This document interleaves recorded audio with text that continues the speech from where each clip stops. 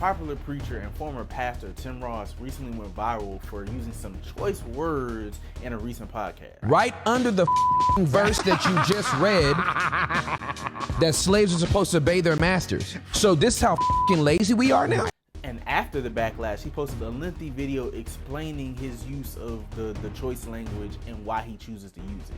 I reserve the right, when I'm talking about something that I feel strongly about, to use strong language. In my mind, it makes sense that when I'm feeling strong emotions, I should use strong language to go with those emotions. Y'all know that the basement is a place that fosters safety so that people can give us the gift of their vulnerability. And my line of thinking has been, if it's safe enough for my guests, it has to be safe enough for me as well. When I chose to use that language, which was a choice, I was not like blacking out, I wasn't out of my mind. I am very intentional with my language, which is why nobody has ever heard me cuss in a pulpit in 27 years. I choose very wisely when I am going to use strong language. So you all can stop sending me Ephesians 4:29 because contextually I know what it means, and Paul is not talking about, when he says filthy communication, he is not talking about cuss words, especially since none of the words that we define as cuss words existed in Paul's day. So recently, Tim got connected to a man named James Kilstein, and who is like a recent new convert, recent new believer in Jesus. I believe Tim had him on his podcast, I want to say last year sometime, but they developed a relationship, I guess, and he's a recently new believer, and he's using some profanity in some of his content online, which is no shade to the curse words, but I'll get to my sentiments on that later. And he sometimes uses profanity in his content, right? But then Tim Ross goes on a vacation or goes on a hiatus. He comes back and he announces that he's opening up his podcast platform to start producing other shows, right? And namely James Kilstein's The Back Road podcast, right? Where he's interviewing new people, he's interviewing people within the faith, talking about faith and things of that nature, and it has a whole comedic element, because I believe dude's a comedian as well. It has a whole comedic element to it. And he has Tim Ross on the podcast, right? And they're talking about slavery in the Bible. And then Tim Ross just, he's going on a rant and he's cursing. And he goes on a rant and he's cursing. And Buddy's eating it up, he's laughing or whatever. And the comments went crazy. Like, people was just going crazy. People, was just downing him, saying that he wasn't real. Just a bunch of hatred. Usually what the Christian folk do when somebody does something that they don't like, they voice their disapproval and they voice their disdain, and it's a whole controversy. Let's watch the clip. What we call the Christian country was nothing more than Christian ideology that we got to nitpick at. Right. I choose this part of it, but not that part. Where's the verse that says I can have a slave? Right. That one. Right. And where's the verse that says you're supposed to treat your slave like your brother? Right under the verse that you just read, that slaves are supposed to obey their masters. So this is how lazy we are now. Right. Like, that's bull. Like, it's infuriating. The page of Philemon, we can't even call it a book. By the way, it's not even lazy. It's jujitsu to avoid the truth. They're actually doing more work. They're doing more work to use the Bible to justify their bad behavior than being lazy. Lazy would be like a compliment. That's saying they don't have bad intentions. Right. Oh my God, that ministered to my whole soul just now. That blessed my whole life. There we go. So that was a whole clip. So he used BS and he used the F-bomb, and I believe he said the S-word, etc. And people wasn't feeling that, right? Obviously it's Christendom. People are not going to feel that, right? No matter how new age we get, no matter how progressive we get, people are not going to feel that, which is understandable, right? That's very much kind of crazy. And then after that whole thing, he proceeds to go on his YouTube channel and puts out a lengthy apology, some of which I'm like, we're not going to watch or react. I'm probably will put a clip in of the apology, but it's just very, it's not necessarily an apology, but it's just like the scripture is not what you guys say it is. Cursing wasn't invented back then.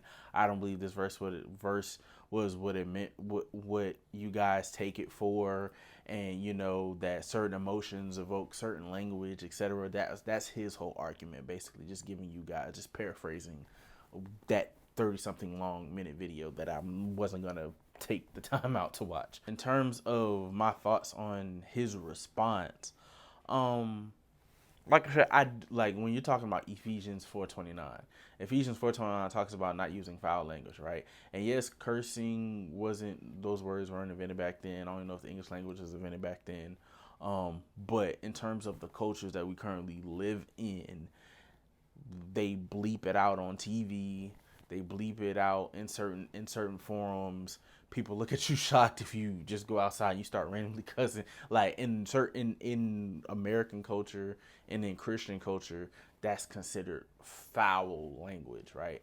So the use of it in a public forum like the internet, on a podcast, on a hot mic, when you have followers and you have people following you, when you used to be a pastor, etc., and you still oversee with some churches and things of that nature, like, it's not a good look, right? So my views on the topic of Christians and cursing, right? When it comes to cursing on a public platform, I like, as a Christian, and not necessarily, I'm not just talking about as a Christian in terms of like as just a believer, right? There's tons of people who claim to believe in Jesus and they're cursing on the internet and they post stuff. Of whom I post sometimes repost clips and there might be cursing within the clips, or I'll post the graphic of a song or an album that I'm currently listening to, and that sometimes has profanity in it. So I'm guilty of doing that, right? But I would never come on, and I have never come on my public platform and cursed, and I might have said the word hell, but hell really ain't a cuss word like that.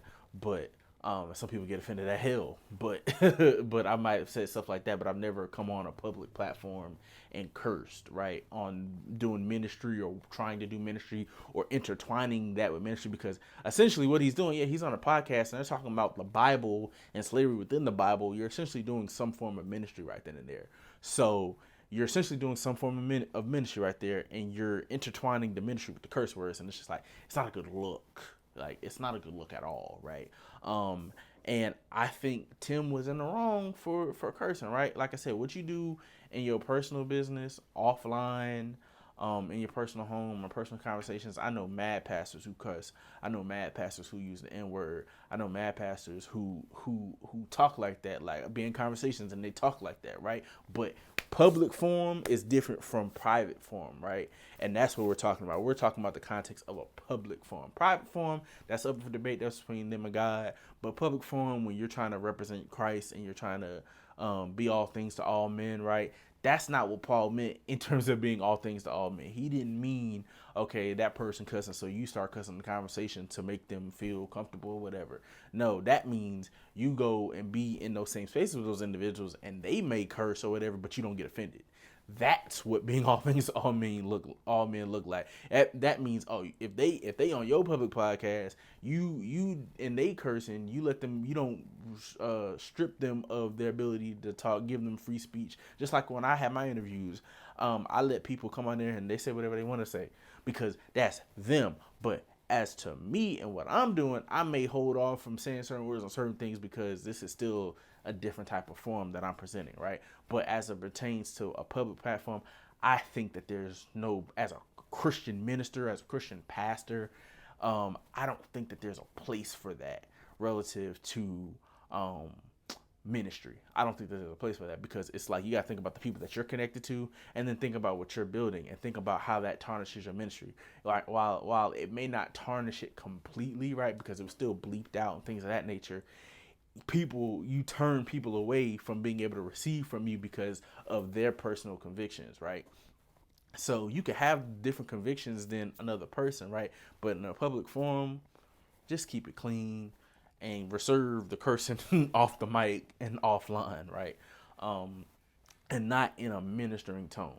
So This is definitely not a good look. This is definitely a bad look because you think about he's connected to Mike Todd, right? Mike Todd has him preaching. Mike Todd has one of the biggest churches, out right now, hottest churches out right now in terms of socials. So like it's gonna make people feel some type of way. I'm sure Mike Todd won't disown him or not let him preach, but other churches will. Other churches won't bring him back because it's like, oh, that's the cussing pastor, right? And we don't need any more cussing Christians. We just need Christians that can invade different spaces within the culture and keep their identity, right? But we don't need another cussing pastor or another cussing Christian. We don't need no more of that. In the end, I don't think that it will do very much to his influence on a large scale. On a small scale, you probably lose some followers, probably get some hate comments. People, the way news goes, they'll get over it in a couple of weeks.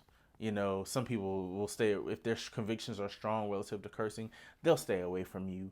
But others who don't really care and can see past it, they'll stay. It's not a huge issue to where like, oh man, he gonna lose his ministry. He's not gonna lose his ministry. Ministry will stay the same. People still invite him to speak. He'll probably still be up at Transformation Church whenever they bring him back. So I don't think it does very much, but on a large scale, but on a small scale, it definitely has a little earthquake effect on a small scale because people's convictions are set up differently, right? And when people's convictions are set up differently, you want to honor their convictions and you want to honor their convictions while also trying to keep yours. But sometimes you can't honor everybody's convictions, and this was one of those times where he probably didn't feel like he wanted to honor everybody's conviction. He was just being himself. So so let me know how you guys feel about this whole cursing phenomenon in the comments. Do you feel like Christian ministers and pastors should be able to curse on public forums and with their ministry, or do you feel like they should do without it and just keep it in private? Is that part of one of your convictions, or it's not? Me personally, like I said, I still listen to some certain music and some certain movies relative to it, and God's still working on my mouth every day. But you would never hear me talk like I talk off camera, on camera, because this is me trying to point people to Christ and trying to, do a particular type of thing, right? So I think you save that for if that happens, you save that for in private and continue to refine your speech, like the Bible tells us to continue to refine our speech and keep those words out of our mouth.